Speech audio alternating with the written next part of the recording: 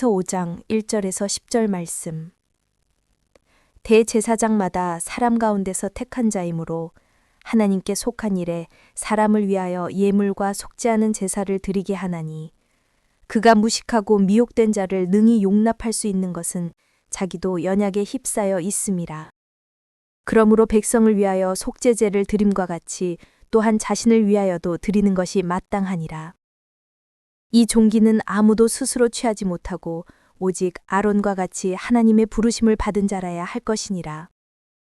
또한 이와 같이 그리스도께서 대제사장 되심도 스스로 영광을 취하심이 아니요 오직 말씀하시니가 그에게 이르시되 너는 내 아들이니 내가 오늘 너를 낳았다 하셨고, 또한 이와 같이 다른 데서 말씀하시되 내가 영원히 멜기세덱의 반차를 따르는 제사장이라 하셨으니, 그는 육체에 계실 때에 자기를 죽음에서 능히 구원하실 이에게 심한 통곡과 눈물로 간구와 소원을 올렸고 그의 경건하심으로 말미암아 들으심을 얻었느니라. 그가 아들이시면서도 받으신 고난으로 순종함을 배워서 온전하게 되셨은즉 자기에게 순종하는 모든 자에게 영원한 구원의 근원이 되시고, 하나님께 멜기세덱의 반차를 따른 대제사장이라 칭하심을 받으셨느니라.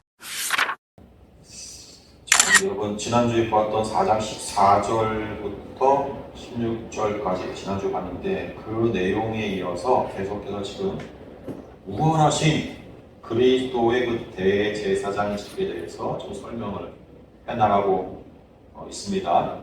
히브리서의 기자는요, 오늘 본문 5장 1절에서 10절까지 원문의 그 구조를 교차 대꾸법으로 기록을 했어요. 내용이 같거나 대응하는 내용을 이렇게 중복을 해가지고 나열을 하는데, 앞과 뒤의 구조를 서로 교차시켜가지고, 그러니까 뒤집어 놓는 그런 기법이거든요. 그렇게 해서 전하고자 하는 그 메시지의 포인트를 두드러지게 만드는 거예요. 그러니까 구조적으로, 모양으로 포인트를 드러내서 그 구조만으로도 핵심을 알아차리게 하는 거예요. 오늘 본문 5장 1절에서 10절까지 본문 구조를 영상으로 한번 보세요. 여러분 주보에도 있는데, 영상으로 보시면 1절 상반절, 그게 1A거든요. 1A라고 표시되어 있어요. 1절 상반절. 그게 이제 A. 그래가지고 사람 중에서 취한 구약의 대제사장이라는 이제 내용이 나오고요. 그리고 1절 하반절부터 3절까지 1B에서 3이라고 이렇게 써있죠. 그게 이제 내용 B가 됩니다.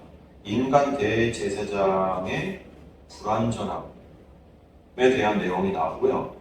그 다음에 4절이 이제 C 내용으로 하나님 뜻에 따른 구약 대제사장직, 그러니까 구약의 그 대제사장직이 스스로 하고 싶다고 임으로 하게 하는 것이 아니라 하나님의 뜻에 따른 것이다. 하나님의 율법에 따라서 대제사장들이 결정이 됐잖아요. 하나님이 아론을 부르셔서 다른 사람이 아니라 아론을 콕 찍어서 대제사장을 줬단 말이죠. 그러니까 하나님의 뜻에 따른 그 구약 대제사장직이었다. 이런 내용이 세 번째로 이렇게 A, B, C의 이 세 개의 내용을 이제는 그 다음 절부터는 그 내용과 대응되는 비슷하거나 그 내용과 부합하는 그런 내용으로 뒤집어가지고 이번에는 나열을 시킨 거예요. 그래서 A, B, C를 C와 비슷한 내용을 그 다음에 C 다시로, 그 다음에 B와 비슷한 내용을 B 다시로, 그 다음에 A에 대응되는 비슷한 내용을 A 다시로 이렇게 구조적으로 눈에 보이게 기록을 해 나가는 거예요. 그래서 C 다시가 5, 6절, 7절과 9절이 B 다시, 그러니까 B에 대응되는 위에 1, 2에서 3절까지와 대응되는 내용이죠. B 다시가. 그리고 제일 처음 서두에 나온 1절 상반절, 그리고 A의 내용과 대응되는 것을 10절에다가 이렇게 배치를 시키는 거예요. 이런 식으로. 그래서 이걸 가운데를 주시면 포개면 딱 만나겠죠. A가 A 다시, B와 B 다시, C와 C 다시. 그래서 결국은 이 클릭을 하면 결국은 이게 어디 무엇에 이렇게 집중하고 보게 하느냐 하면 C의 내용, 가운데 있는 내용을 보게 하는 거예요. 그러니까 A, B, C, C-, B-A- 이런 식으로 배열을 시켜서 구조적으로 결국은 가운데를 그래서 가장 중요한 포인트 되는 메시지를 가운데다가 이렇게 ABC의 내용을 전개시키고 대응되는 유사한 내용을 뒤에서는 순서를 이렇게 뒤집어서 C-, B-A- 역순으로 배치하고 그 10절까지 전체 구조 중에서 가운데 모아지는 C와 C-의 시선을 집중하도록 하는 이 구조 그런 구조가 되도록 하는 거죠. 그러니까 이런 식으로 교차 대꾸법 구조를 통해서 글쓴이가 전달하고자 하는 주요 메시지는 어디다? 문장 구조의 가운데 위치한 C와 C-에 있다. 그걸 글을 읽는 사람들이요. 이거는 습관적으로 이스라엘 히브리 사람들에게는 이런 교차 대꾸법 또 카이즌 구조라고 부르는 수미상관법이 똑같은 말이에요. 다. 이런 식으로 성경을 기록을 한 것이 많단 말이에요. 그러니까 이 사람들에게 아주 익숙한 표현인 거예요. 그래서 히브리 사람들이 이런 교차 대꾸법의 내용을 읽게 되면 쉽게 알아차리죠. 무엇을요? 어디가 핵심이구나. 이 글쓴이가 요 내용을 전달하고자 하는 거구나 하면서 그 가운데를 딱 지각적으로 짚게 되는 거예요. 그럼 결국 이 문장 구조를 볼 때 1절에서 10절까지 말씀 중에서 히브리서 기자가 전달하려고 하는 핵심 구절이 몇 절이라는 거예요? 아니죠. 가운데라 그랬잖아요. 가운데 부분. C와 C-가 가운데 부분이니까 4절부터 6절이죠. 근데 그 내용이 뭐예요? C의 내용들이 구약시대 대제사장직이나 또 그리스도의 대제사장직 둘 다 모두 임의로 행해진 것이 아니라 하나님의 뜻에 따른 것이다 라는 거예요. 그렇죠? 구약의 대제사장직이 하나님의 뜻에 따른다는 것은 당연히 쉽게 받아들여집니다. 그러니까 최초의 대제사장직을 행했던 그 아론은 분명 하나님이 부르셔서 임명하신 걸 누구나 알아요. 심지어 그런 예도 있었죠. 다른 지파에서 왜 우리는 그런 제사장직을 못하냐 그랬더니 하나님이 불러다 놓고 전부 지파의 두령들을 불러다 놓고 지팡이를 내놓으라 그래가지고 아론의 지팡이만 싹을 나게 하셔가지고 하나님이 아론만 선택하신 거라는 걸 분명히 보여준 사건까지 있었잖아요. 그러니까 하나님이 불렀다는 것은 제사장직은 하나님이 불러서 그 직을 임명받고 그 직을 행한다는 것은 그렇게 분명하게 성경에서 드러난 사실입니다. 근데 최초의 율법이 나온 이후에는 더욱더 확실해졌죠. 레위 지파에서만 대제사장이 나오도록 율법에 기록을 했으니까요. 이건 쉽게 수긍이 가요. 그래서 근데 그리스도께서도 대제사장의 직을 감당하셨는데 그게 하나님의 뜻에 의한 것이다. 그걸 우리가 어떻게 인정할 수가 있어요? 어떻게? 히브리서 기자는요, 무슨 근거로 그걸 주장하느냐 말이에요. 당시에 이 서신을 처음 받아든 히브리서를 처음 읽게 되는 유대 사람들이 그걸 어떻게 맞아 이렇게 인정하게 되냐 말이에요. C-9절 5절과 6절을 보겠습니다.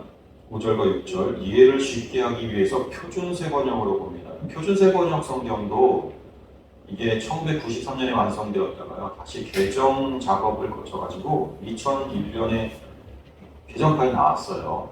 표준세 번역을. 그래서 이 2001년에 개정판이 나온 걸 2004년부터는 아예 표준세 번역 개정판이 이렇게 보이지 않고 새 번역 성경이라고 이렇게 불러요. 그러니까 여러분들이 복음서점이나 이런 데에서 성경을 살 때 하도 성경이 많으니까 이게 무슨 성경인지 잘 구분이 안 되잖아요. 그러니까 이 표준세 번역, 그것도 개정된 것을 산다고 하면 새 번역 성경 이렇게 써 있는 것으로 사시면 돼요. 안내드리는 이유가 이 세번역 성경이 쉬우면서도 충실하게 잘 번역이 됐기 때문에 사실은 한국 교계에서 이걸로 다 바꾸려고 했었거든요. 근데 이제 많은 이제 보수 교단에서 옛날 것을 그대로 사용하자고 아직도 개혁 성경이 개혁 개정판 성경을 더 많이 보는데 개혁 성경 아직도 읽혀진단 말이에요. 근데 바람직한 것 같진 않아요. 개혁 개정판도 단점이 참 많이 있거든요. 잘못된 번역도 많이 있고 많이 수정된 게 이 세번역, 표준 세번역인데 우리 같은 경우도 그래서 앞으로는 이 세번역 성경을 우리가 주 성경으로 썼으면 하는 바람에서 소개를 한번 해드립니다. 5절과 6절 세번역 성경을 함께 보겠습니다. 세번역이죠. 세번역 성경으로 5절과 6절 함께 읽겠습니다. 시작. 이와 같이 그리스도께서도 자기 자신을 스스로 높여서 대제사장이 되는 영광을 차지하시는 것이 아니라 그에게 너는 내 아들이다 오늘 내가 너를 낳았다 하고 말씀하신 분이 그렇게 하신 것입니다. 6절. 또 다른 곳에서 너는 멜기세덱의 계통을 따라 임명받은 영원한 제사장이다 하고 말씀하셨습니다. 예, 이걸 우리가 아까 봤던 개혁 성경하고 이렇게 여러분 비교해 보시면 훨씬 이해가 쉽게 번역이 되어 있습니다. 여기서 색깔로 표시한 부분이 이제 성경을 인용한 부분이거든요. 그래서 시편 히브리 기자가 지금 그리스도께서 대제사장직을 차지하신 것, 그러니까 감당하신 것, 그걸 무엇을 근거로 설명하고 있어요? 말씀, 구약 성경, 당시에는 성경이 이제 구약 성경이니까 그 성경을 근거로 한단 말이에요. 성경을 근거로 예수께서 대제사장직을 하나님부터 임명받은 거다. 예? 시편 2편 7절과 그리고 이번이 또 어디에요? 110편 4절. 그 말씀을 근거로 끌어와가지고 봐라, 하나님께서 그리스도를 대제사장으로 이렇게 부으신 거 아니냐. 그런다고 보죠. 두 번에 걸친 구약 성구를 인용해서 그것으로 그리스도의 대제사장직은 하나님께서 임명하신 것이 틀림없다 이렇게 거듭 확인하고 있는 거예요. 5절에서는 우리가 앞서서 우리 히브리서 1장 5절에서도요. 그리스도께서 천사보다 우월하시다 이걸 나타내기 위해서 이미 한번 사용했던 인용 구절이에요. 그러니까 유대인에게 아주 잘 알려진 유명한 시편 2편 7절 이걸 다시 인용을 해가지고 그리스도의 대제사장직이 구약 성경에 이미 예언되어 있다는 사실을 좀 강조하고 있는 거예요. 이어서 6절에서는요. 시편 110편 4절도 이렇게 또 한번 인용을 하고 있습니다. 이건 저자의 치밀한 계산에서 이루어진 의도된 인용이죠. 저자는요. 예수 그리스도의 대제사장 되심을 멜기세덱의 제사장직과 관련시켜요. 그래가지고 이후부터는요. 계속해서 이 히브리서 뒤까지 보면 레위 출신 대제사장들보다 그리스도가 역사적으로도 더 앞서고 그리고 더 뛰어난 대제사장직을 받으셨다라고 하는 근거로 삼고 있단 말이에요. 네? 이건 당시의 고정관념을 깨는 파격적인 주장입니다. 이건 유대인에게 아론 후손들만 대제사장직을 계승한다는 이런 고정관념이 있었는데 거기에서 벗어나가지고 새로운 시각을 갖도록 유도하는 역할을 하는 거예요. 지금. 유대인에게 아론 후손들만 대제사장직을 계승했다고 하는 율법의 그 테두리 안에서 대제사장들이 배출됐다는 그런 사고를 갖고 있었단 말이죠. 여러분 구약 창세기에서 단지 두 번 등장했어요. 이 멜기세덱이라는 이름은 창세기 14장에서. 그러니까 성경 전체를 통틀어서 딱 세 번 나오거든요. 멜기세덱이 구약 성경을 말하는 거예요. 창세기에서 두 번 나오고요. 시편에서 한 번 나와요. 그러니까 이 멜기세덱이라는 이름을 이 히브리서의 저자가요. 신약 성경에서는 처음으로 다시 딱 끄집어내가지고 이렇게 등장시켜서 사람들의 관심을 이 멜기세덱에게로 집중을 시키고 있는 거예요.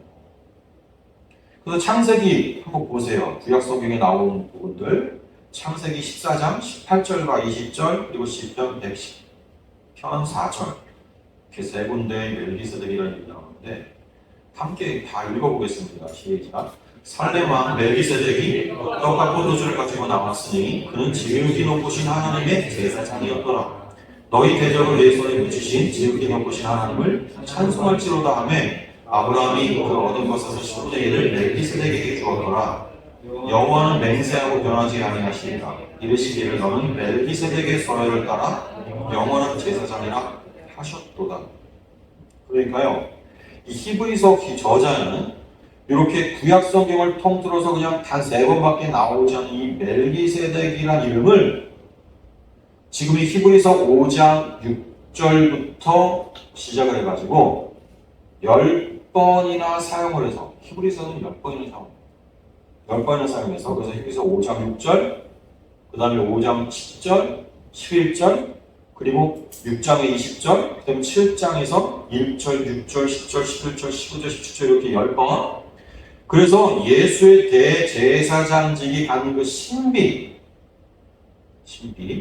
그리고 아론의 대제사장직과 비교하여서 갖는 우월함 이런 것을 아주 효과적으로 논증하고 있습니다. 특히 이 논증을 어떤 구조로? 교차 대구 구조. 거기서 가장 중요한 요소를 배치시킬 때 어디에다 배치시킨다고요? 중앙. 그 중앙에다 위치를 시켜서 독자들의 시선을 모아서 그 중요성을 극대화시키고 있는 거예요, 지금. 사실 멜기세덱과 그리스도를 연결시키는 이 한 가지 사실만으로도요. 멜기세덱과 그리스도를 연결시켰다. 이 사실 한 가지만으로도 우리는 이 히브리서가 다른 신약 성경 본문에서는 다루지 않았던 그 구약에 대한 신약적인 해석, 이걸 아주 설득력 있게 논증하는 고도의 신학적인 통찰력, 이걸 볼 수 있어요. 그래서 아주 감탄하게 된다고요. 그리스도의 제사장 직무에 대해서는요, 의심할 여지 없이 많은 구약의 본문에서 나타나요, 이미. 구약 본문들에서 그리스도의 대제사장 직무에 대한 예언들이 많이 있었다고요. 오늘 본문이 전달하고자 하는 중심 메시지가요. 그리스도의 제사장 되심은 하나님에 의한 것이다. 그러니까 그 성경적 근거를 좀 더 모아보겠습니다. 그리스도가 제사장직을 받은 게 어디에 근거한 것이냐. 지금 오늘 본문에서는 두 곳을 인용했지만 그리스도의 대제사장 직무에 대한 구약의 주요 예언들을 열거하면요. 다음과 같습니다. 자, 먼저 시편 40편 6절과 7절이 나오는데 주님께서 동물의 희생제사를 사실 원치 않으신다는 내용이 나와요. 먼저 한번 보세요. 시편 40편 6절과 7절 같이 봅니다. 시작. 주께서 내 귀를 통하여 내게 들려주시기를 제사와 예물을 기뻐하지 아니하시며 번제와 속죄제를 요구하지 아니하신다 하신지라. 그때 내가 말하기를 내가 왔나이다. 나를 가리켜 기록한 것이 두루마리 책에 있나이다. 예, 주께서 그 다음에 또 한 분 또 보면 주님께서 주는 하나님을 말하는 거예요. 주님께서 의로운 제사와 온전한 번제를 기뻐하신다는 내용이 나와요. 시편 51편과 51편 19절 같이 보겠습니다. 시작. 그때 주께서 의로운 제사와 번제와 온전한 번제를 기뻐하시리니 그때 그들이 수수를 주의 제단에 드리리다. 예, 아까는 동물 희생 제사를 하나님 사실 원치 않는다. 맨날 너희가 그렇게 죽여서 바치는 그 제사, 그러나 사실 난 그걸 원하는 게 아니야. 그리고서는 내가 기뻐하는 제사, 내가 원하는 제사는 뭐래요? 의로운 제사, 온전한 제사를 나는 기뻐한다. 이렇게 밝히셔요. 자, 그 다음 또 시편 110편 4절 우리가 봤던 게 인용된 구절이죠. 히브리서에 멜기세덱 반차에 영원한 제사장이 있을 거라는 것을 거기서 말씀한 거죠. 예? 그때 주께서 의로운 제사와 여호와는 맹세하고 변하지 아니하시리라. 이르시길 너는 멜기세덱의 서열을 따라 영원한 제사장이라 하셨도다. 여기 너는 지금 그리스도를 향해서 하는 말이에요. 그 다음에 시편 132편에 가서 보면 17절에 다윗의 후손 중에서 예비된 제사장이 있을 거다. 는 예언을 또 하세요. 16, 17절 두 구절 다 같이 한번 읽겠습니다. 시작. 내가 그 제사장들에게 구원을 못 입히리니 그 성도들은 즐거이 외치리로다. 내가 거기서 다윗에게 뿔이 나게 할 것이라. 내가 내 기름 부음 받은 자를 위하여 등을 준비하였도다. 또 택한 백성의 죄악을 담당할 자가 있을 것에 대해서도 이사야서에 가서 보면 나옵니다. 53장 7절 말씀 같이 보겠습니다. 그가 곤욕을 당하여 괴로울 때에도 그의 입을 열지 아니하셨으며 마치 도수장으로 끌려가는 영결 어린 양과 털 깎는 자 앞에서 잠잠한 양같이 그의 입을 열지 아니하였도다. 그 다음 이사야서 53장 똑같이 53장 12절로 또 내려가서 보면 택한 죄인들을 위해서 중보 기도할 자가 있을 것에 대해서도 말씀하면 이게 다 뭐의 역할이에요? 제사장의 역할이에요.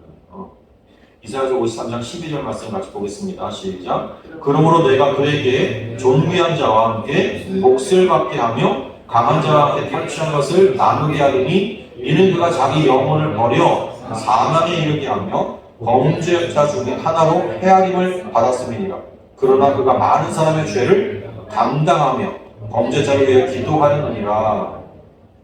또 스가랴서 13장 1절에 가서 보면 택한 백성의 죄와 더러움을 씻는 셈이 있을 거다 하면서 제사장의 역할에 대한 말씀이 또 예언되어 있습니다. 스가랴 13장 1절 같이 보겠습니다. 시작. 그날에 죄와 더러움을 씻는 셈이 다윗의 족속과 예루살렘 주민을 위하여 열리리라. 그날 이게 말씀을 말하는 거잖아요.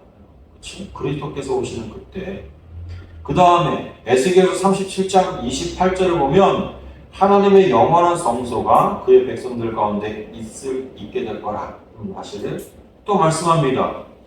에스겔서 37장 28절 같이 시작. 내 성소가 영원토록 그들 가운데에 있으리니 내가 이스라엘을 거룩하게 하는 여호와인 줄을 열국이 알리라 하셨다. 여호와가 희생을 준비하고 또 그 청할 자를 구별하였다 하는 말씀이 스바냐서 1장 7절에 또 나옵니다. 같이 보겠습니다. 시작. 주 여호와 앞에서 잠잠할지어다. 이는 여호와의 날이 가까웠으므로 여호와께서 희생을 준비하고 그가 청할 자들을 구별하셨음이니라. 마지막으로 성도의 대속제물로 십자가에 달려가지고 손발 옆구리 찔리시는 고난에 대한 언급이 스가랴서 12장 10절에 또 나옵니다. 같이 보겠습니다. 시작. 내가 다윗의 집과 예루살렘 주민에게 은총과 간과한 심령을 부어주리니 그들이 그 찌른 바 그를 바라보고 그를 위하여 애통하기를 독자를 위하여 애통하듯 하며 그를 위하여 통곡하기를 장자를 위하여 통곡하듯 하리로다. 지금 이 예언의 말씀들이 모두 다 그리스도의 그 제사, 그리스도가 오실 그 그리스도가 제사장직의 그 사역을 감당하게 될 거라는 사실, 그 그리스도가 제사장으로서 준비되었다는 사실에 대해서 말씀해 주는 말씀입니다.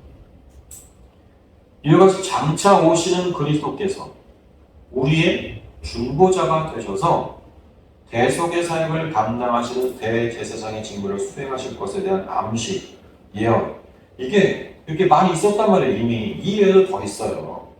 그리고 그 예언은 나사렛 예수에게서 성취가 된 거죠. 나사렛 출신의 예수에게서 성취가 된 거란 말이에요. 그리고 히브리서의 기자는 그 대제사장의 직무를 받으신 그리스도가 구약의 그 멜기세덱의 계통을 따랐다 그러면서 그리스도와 멜기세덱과의 그 신학적인 연관성을 밝혀주고 있어요. 이건 아주 심오한 진리예요. 그래서 오늘 본문 바로 다음 절에 11절과 12절, 그 다음 절 보세요. 11절부터 14절까지 그냥 읽겠습니다. 시작. 멜기세덱에 관하여는 우리가 할 말이 많으나 너희가 듣는 것이 두나무로 설명하기 어려우니라. 때가 오래되었으므로 너희가 마땅히 선생이 되었을 건데 너희가 다시 하나님의 말씀의 초보에 대하여 누구에게서 가르침을 받아야 할 처지이니 단단한 음식은 못 먹고 젖이나 먹어야 할 자가 되었도다. 이는 젖을 먹는 자마다 어린아이니 의의 말씀을 경험하지 못한 자요 단단한 음식은 장성한 자의 것이니 그들은 지각을 사용함으로 연단을 받아 선한 악을 분별하는 자들이니라 그랬어요. 듣는 게 둔한 어린아이, 그래서 성숙하지 않아가지고 지각을 사용하지 못하는 이들한테는 설명하기 어려운, 그만큼 심오한 게 이 멜기세덱에 관한 진리다. 그런 왜 그리스도가 멜기세덱의 계통을 따른다고 하는지 그 이유는 이제 앞으로 히브리서 7장에 가면은요 구체적으로 설명이 되어지거든요. 아무튼 오늘 본문에서 그리스도의 대제사장직이 멜기세덱의 계통을 따른 것이라는 이 언급이 시작이 됐어요. 그렇다면 멜기세덱도 복음의 진리를 품고 있다는 거니까 멜기세덱이 나오는 창세기 말씀 한번 가보자고요. 멜기세덱이 나오는 창세기 14장 17절부터 20절 말씀 같이 한번 보겠습니다. 한 절씩 보겠습니다. 제가 17절 봅니다. 아브람이 그돌라오멜과 그와 함께한 왕들을 쳐부수고 돌아올 때에 소돔 왕이 사회 골짜기 곧 왕의 골짜기로 나와 그를 영접하였고 하나님의 멜기세덱이 떡과 포도주를 가지거나 그는 기록되었듯이 하나님의 제사장이었다. 그가 아브라함에게 축복하여 이르되 천지의 주제이시오 지극히 높으신 하나님이여 아브라함에게 복을 주옵소서. 너희의 덕에서 주신 지극히 높으신 하나님을 찬송하시다. 아브라함이 모든 것에 처음에 멜기세덱에게 주었다. 예, 창세기 요 본문은요.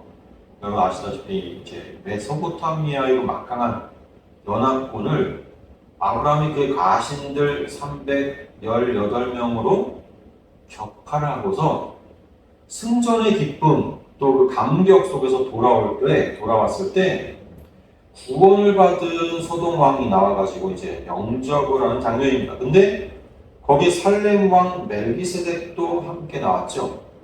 함께 맞았단 말이에요. 자 보세요.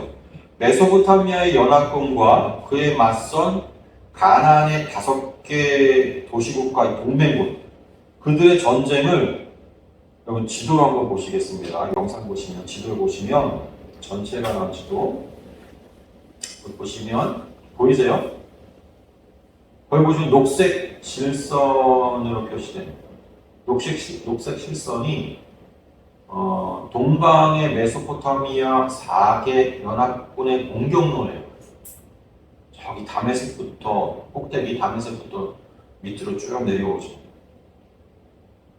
가나안을 이렇게 동서로 나누는 갈릴리와 또 요단강 그리고 사해 요게 이제 가나안을 동서로 나누는 이제 분기 나누고 있는데 그 사해 동편 오른쪽 동편을 북쪽 위에서부터 차례차례 짓밟고 내려왔단 말이에요. 예? 이 동방의 4개 연합군이 그리고 이제 사해 오른편 빨간색으로 표시된 5 도시국가가 나오죠. 이게 가나안 동맹국들이에요. 가나안 동맹들. 동방의 국가들의 사실은 조공을 바치던 나라들이었는데 도시국가들이었는데 이들이 반란을 일으켰단 말이에요. 조공을 바치지 않았어요. 그래서 이들을 정벌하기 위해서 벌어진 것이 이 전쟁이잖아요.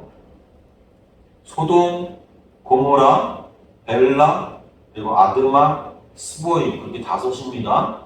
이들이 사해 남쪽의 그 시딤 골짜기에서요 한판 크게 붙었는데요. 깨졌죠 완전히. 메소포타미아 대군에 박살이 났습니다. 그리고 승리한 그 4개국이 왔던 길로 그냥 다시 돌아간 게 아니죠. 이제 녹색 점선이 전쟁을 끝난 다음에 귀환하는 경로입니다. 그래서 왼편으로 이제는 거슬러 올라가죠.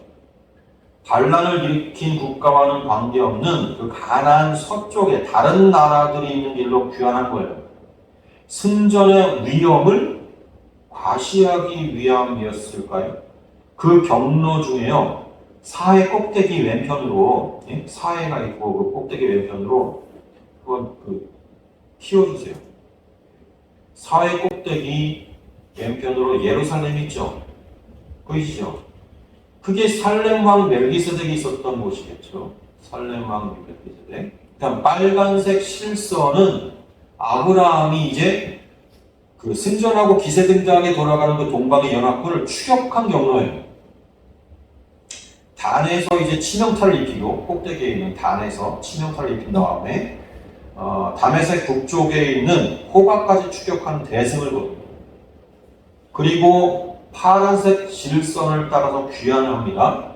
귀환 경로예요. 파란색 실선이 방금 봤던 창세기 14장 17절에 사후의 골짜기 곧 왕의 골짜기에서 영접받았다 그랬는데 한 번 더 그 지도에 보시면 예루살렘 근처란 말입니다. 그렇죠? 사회 골짜기. 영접하러 나온 소돔 왕은요. 소돔 왕은 이번 전쟁의 당사자죠. 사실은 이런 전쟁의 유발자죠. 전쟁 발발의 유발자. 그런데 당사자는 아니지만 살렘 왕 멜기세덱도 지금 나와가지고 이 전쟁의 공포로부터 승리와 기쁨을 선사한 그 아브람을 영접한 거예요. 여기 멜기세덱은 다 보세요. 말키 체데크 이 두 개 단어가 합쳐진 고유명사입니다. 두 개 단어가 합쳐져서 이름이 된 거예요. 멜렉과 체데크가 합쳐진 이름이에요. 이 멜렉은 여러분 많이 들어봤죠? 왕으로 많이 번역되는 단어입니다. 예? 그래서 아비멜렉 많이 들어봤잖아요. 아비멜렉은 블레셋 사람들의 왕들을 아비멜렉이라고. 그러니까 지금 멜렉은 왕으로 많이 번역이 된 단어이긴 한데요. 당시에는요, 이 고대 국가 사회에서는 재정일치의 시대였잖아요.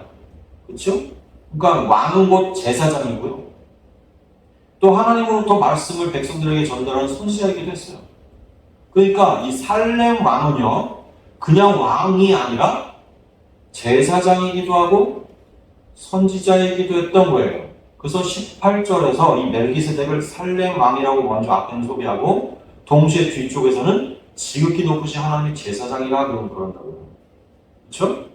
그러니까 멜렉은 왕, 제사장, 선지자 이 삼중직을 다 포함한 거라고 보면 틀리지 않는 단어예요. 멜렉.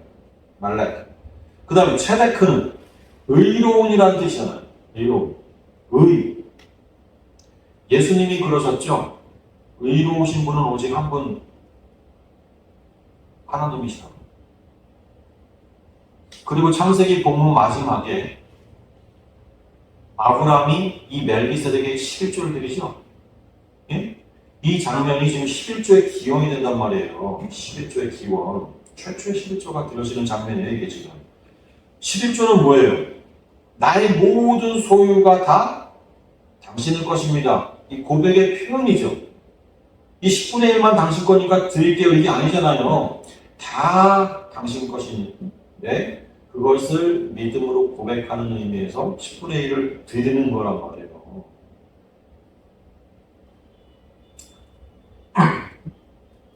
그런데 그 10분의 1이 무엇의 10분의 1입니까 지금?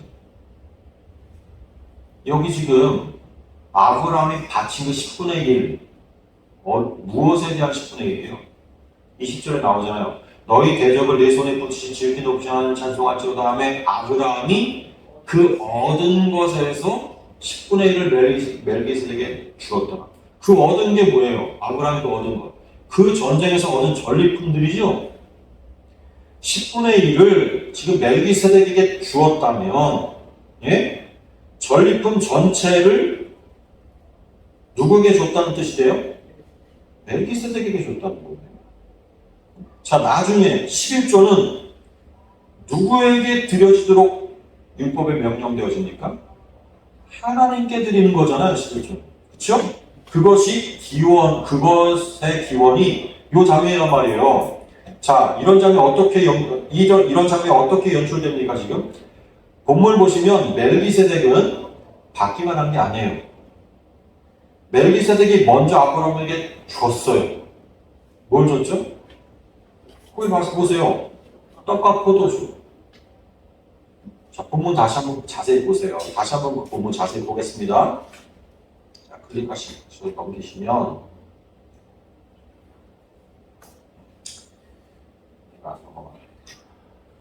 아까는 17절부터 봤는데 떼고 18절부터 20절까지를 좀 더 자세하게 보세요. 살렘 왕 멜기세덱이 떡과 포도주를 가지고 나왔으니 그는 지극히 높으신 하나님의 제사장이었다. 그가 아브라함을 축복하여 이르되 천지의 주제이시요 지극히 높으신 하나님이여 아브라함에게 복을 주옵소서. 너희 대적을 네 손에 붙이신 지극히 높으신 하나님을 찬송할지로다 하매 아브라함이 얻은 것을 10분의 1을 멜기세덱에게 주었더라. 자, 보세요. 이 성경을요 진리로 볼 수 있는 사람들에게 주목할 만한 단어들이 거기 들어가 있단 말이에요. 자, 살렘 왕, 그리고 떡과 포도주, 지극히 높으신 하나님의 제사장. 이게 성경 전체를 우리가 쭉 구약서부터 신약까지를 우리가 보면서 이걸 진리로 알게 된 사람들은요, 이 단어들이 굉장히 익숙한 단어들이죠. 살렘 왕이 뭐예요? 살렘 왕은 예루살렘의 왕이라는 것을 설명하는 말이기도 하겠지만 성경의 기자는요, 그냥 살렘 왕이라고 기록했죠. 예루살렘의 왕입니다. 살렘 왕. 살렘 왕은 뭐예요? 평강의 왕이잖아요. 뜻이. 평강의 왕은 누구예요? 예수 그리스도를 이루는 표현 아닙니까? 예? 떡과 포도주. 이건요. 예수님이 직접 말씀했죠. 당신의 살과 피라고 했죠. 그러면서 우리가 먹고 마시라고 주시잖아요. 예수님이. 하나님의 제사장.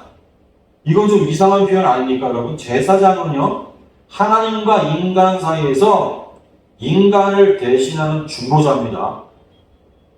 제사장은 인간과 붙여서 쓰는 단어란 말이에요. 코헨이라는 단어. 그리고 공식적으로 제사장이라는 단어, 이 코헨이 성경 전체에서요, 여기에서 처음 나온 거예요. 이게 지금.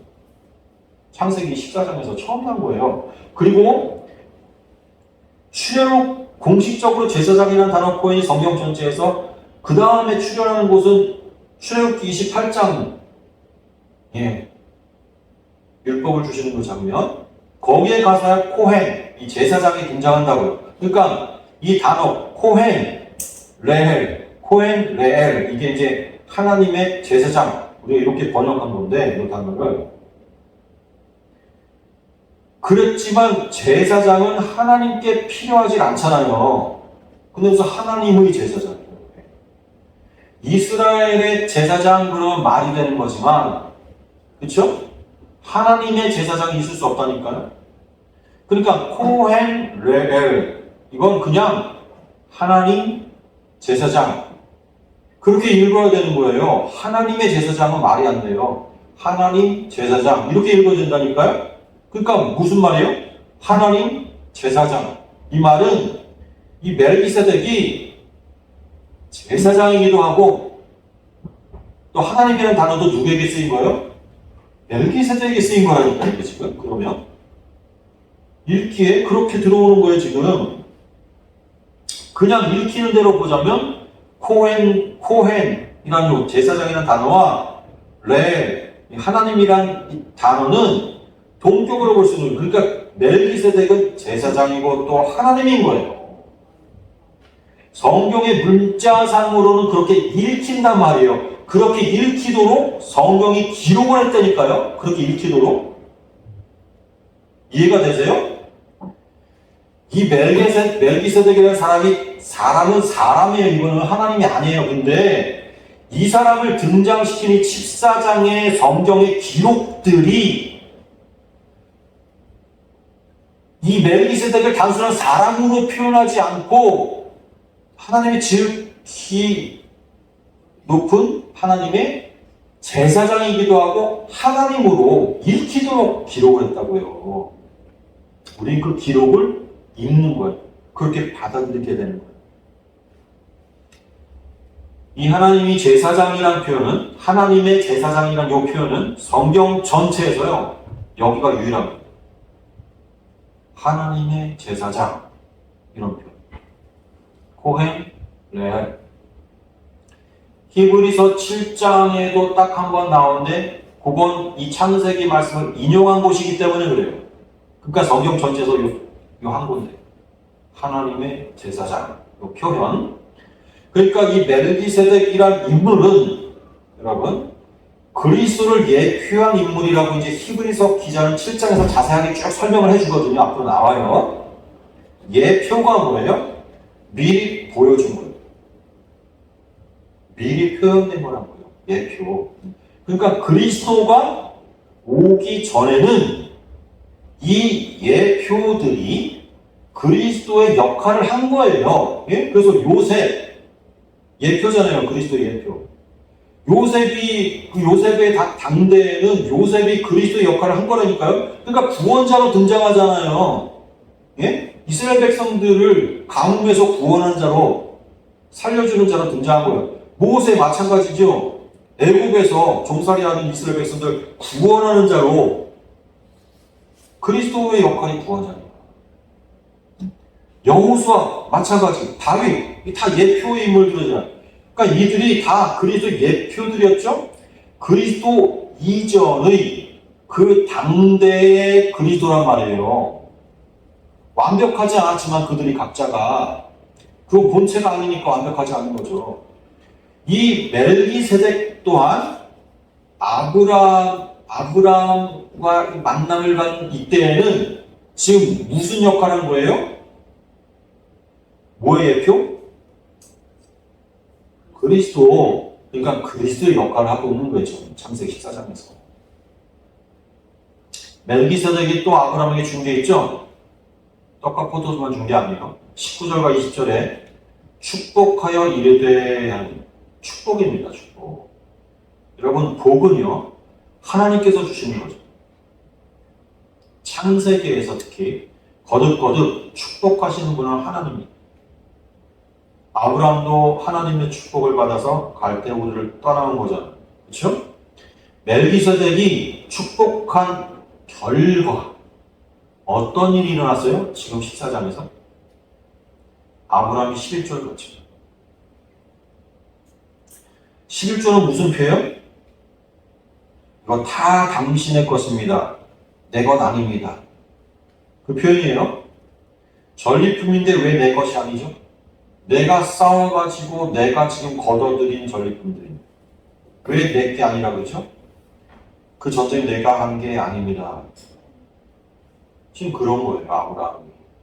당신이 하신 것이니 이 전리품도 당신의 것입니다. 지금 그러는 거예요. 아브라함이 어떻게 그럴 수 있었어요? 살렘왕 멜기세덱이 지금 축복이야말로 지금 아브라함이 지금 이 전쟁의 형식을 이게 지금 누가 쌓아온 건지를 상기시키고 확실하게 고백하게 만드는 거예요. 그래서 살렘왕 멜기세덱이 전쟁했나요? 아니잖아요. 근데 본문에서는 멜기세덱이 누구로 그려져요? 그리스도의 예표 하나님으로 그려지죠 지금. 그렇죠? 지금 기록된 그것이. 그러니까 아브라함은 지금 하나님께서 이 전쟁하셨다는 거예요. 자기 부인이다 이게 지금 자기 부인. 내가 안 했다. 나는 아니다. 나는 이 전쟁에서 아무 역할도 안 했다. 자기 부인이라는 이게 지금 자기 부인. 멜기세덱이 축복을 하자 아브라함에게 자기 부인이 일어난 거예요. 지금 창세기 14장의 이 그림이 바로 그 그림이에요. 아시겠어요? 이게 깨달아지십니까? 이게 복음의 내용이잖아요. 복음의 내용. 그리고 또 보세요. 오늘 히브리서 본문 7절부터 10절까지 이번에는 새 번역으로 한번 보겠습니다. 새 번역 성경으로.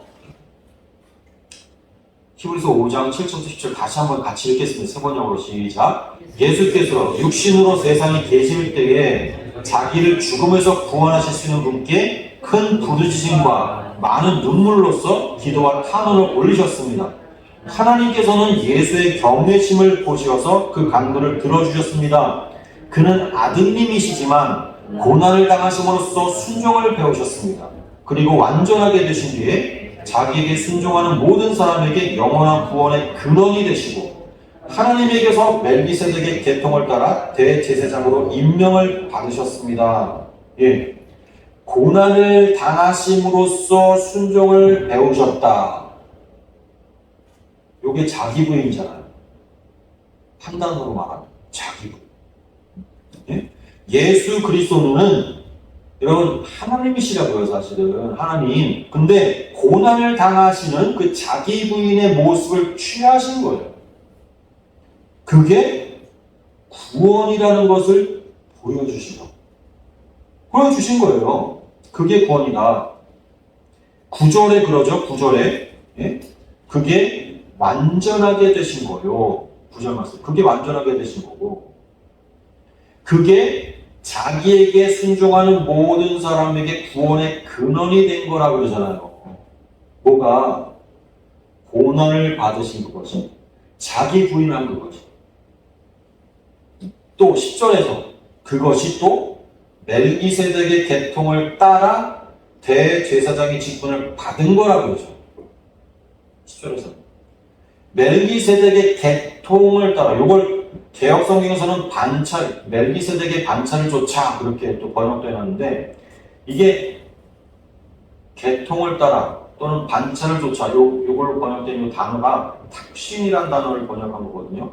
이 탁신은 탁시스가 기본형이에요. 이 탁시스라는 단어는요, 계열, 서열, 질서, 지위, 품질, 양식 이런 뜻들로 쓰이는 단어가 탁시스예요. 근데 개혁 성경에서 쓴 반차라는 그 단어는 신분, 등급, 또 품계의 차례를 뜻하는 거거든요. 좀 더 쉽게 여러분들 반열이라는 단어 들어보셨죠? 반열. 그러잖아요. 어느 그 아무개가 이제 장군의 반열에 올랐다. 뭐 이렇게 쓰잖아요. 그게 반차예요. 그렇게 이해하시면 돼요. 반차. 그러니까 멜기세덱의 탁시스라는 이 표현은 멜기세덱과 그리스도가 the same rank.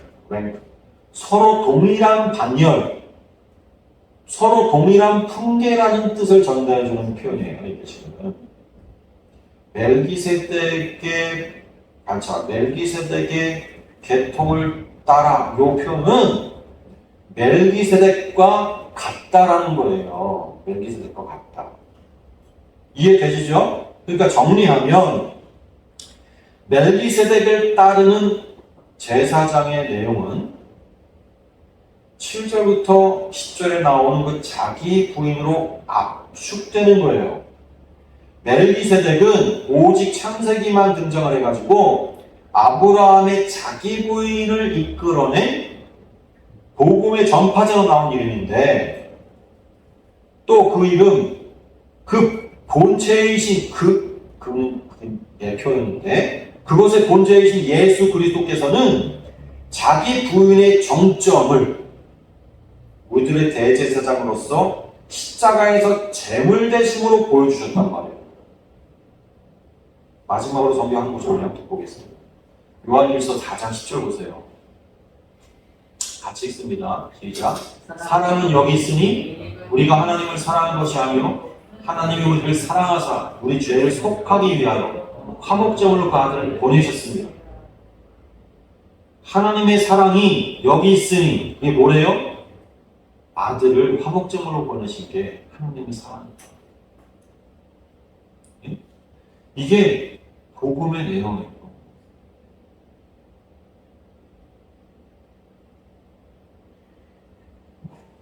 이 내용을 히브리서의 기자는 이제는 멜기세덱과 연관지어가지고 예수님의 그 제사장의 직, 그 제사장직의 내용은 뭐다? 제물되어 대신 죽으시, 십자가에서 고난받으시. 이걸 이렇게 연결을 시켜줍니다. 연결시켜줘. 오늘 이 본문이 그래서 바로 그러한 그리스도의 그 제사장직이 하나님에 의한 것이라는 사실을 성경을 근거로 히브리서 기자가 우리에게 알려주고 있는 부분을 이렇게 본 것입니다. 같이 기도하겠습니다.